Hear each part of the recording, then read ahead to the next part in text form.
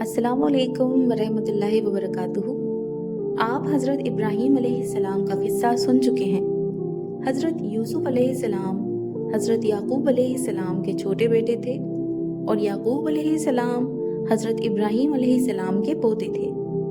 इस तरह हज़रत यूसुफ अलैहिस्सलाम हज़रत इब्राहीम अलैहिस्सलाम के पड़पोते हुए। हज़रत याकूब अलैहिस्सलाम के 12 बेटे थे और हज़रत यूसुफ अलैहिस्सलाम सबसे छोटे थे। बहुत खूबसूरत थे। उनके अब्बा उन्हें बहुत चाहते थे। हज़रत यूसुफ अलैहिस्सलाम ने एक ख्वाब में देखा कि 11 सितारे और चांद और सूरज मुझे सजदा कर रहे हैं। उन्होंने ये ख्वाब अपने बाप को बताया। बाप ने हज़रत यूसुफ अलैहिस्सलाम को मना कर दिया कि ये ख्वाब अपने सौतेले भाइयों को ना बताएं। हज़रत यूसुफ अलैहिस्सलाम के सौतेले भाइयों ने मिलकर मशवरा किया कि हमारे अब्बा जान यूसुफ अलैहिस्सलाम को बहुत चाहते हैं और हमको इतना नहीं चाहते, इसलिए यूसुफ अलैहिस्सलाम को जान से मार दिया जाए। लेकिन उनमें से एक ने कहा कि जान से मत मारो, बल्कि यूसुफ को ऐसे कुएं में फेंक दो जिसमें पानी ना हो। सब ने मिलकर ये बात तय कर ली। सब भाई अपने अब्बा के पास आए और कहा कि आप यूसुफ अलैहिस्सलाम को हमारे साथ खेलने के लिए भेज दें। उनके अब्बा हज़रत याकूब अलैहिस्सलाम ने कहा कि मुझे डर है कि कहीं तुम खेल में लग जाओ और कोई भेड़िया जंगल में उसको खा जाए। भाइयों ने कहा कि हम एक ताकतवर जमात हैं, ऐसा कैसे हो सकता है। आखिर हज़रत यूसुफ अलैहिस्सलाम को भाइयों के साथ भेज दिया गया। भाइयों ने उनको साथ ले जाकर एक अंधेरे कुएं में फेंक दिया और रात को रोते हुए घर वापस आए और कहा कि अब्बा जान, हम आपस में दौड़ लगा रहे थे और यूसुफ हमारे सामान के पास बैठा था। एक भेड़िया आया और उसे खा गया।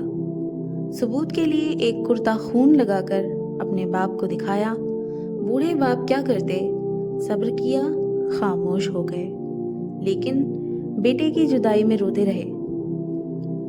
जिस कुएं में हज़रत यूसुफ अलैहिस्सलाम को फेंका था, उसके करीब ही एक काफिला आया और उन्होंने पानी निकालने के लिए डोल कुएं में डाला।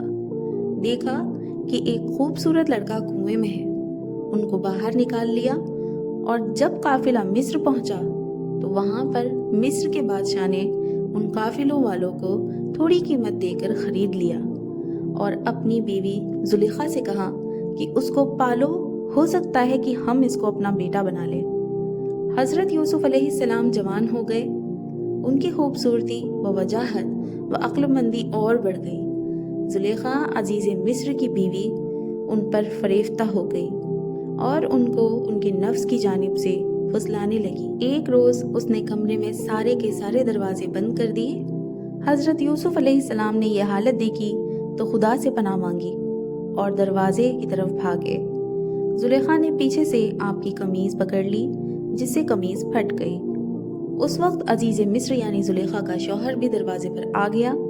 जुलेखा ने उल्टा इल्ज़ाम हज़रत यूसुफ अलैहिस्सलाम पर लगाया और अपने खाविन से कहा कि ये शख्स तेरी बीवी की बेआबरू करना चाहता था, जिसकी सज़ा इसको मिलनी चाहिए।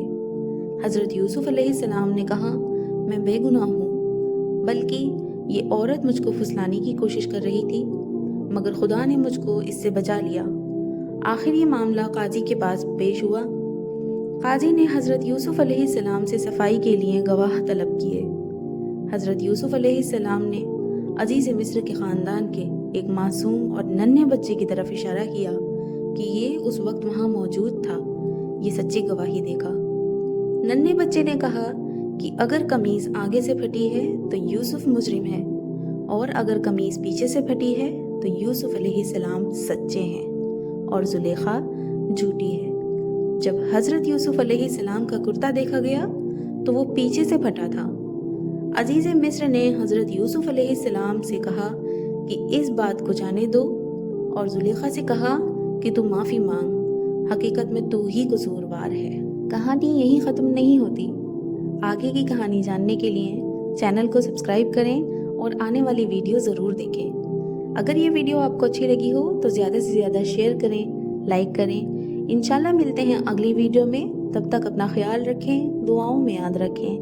اللہ حافظ۔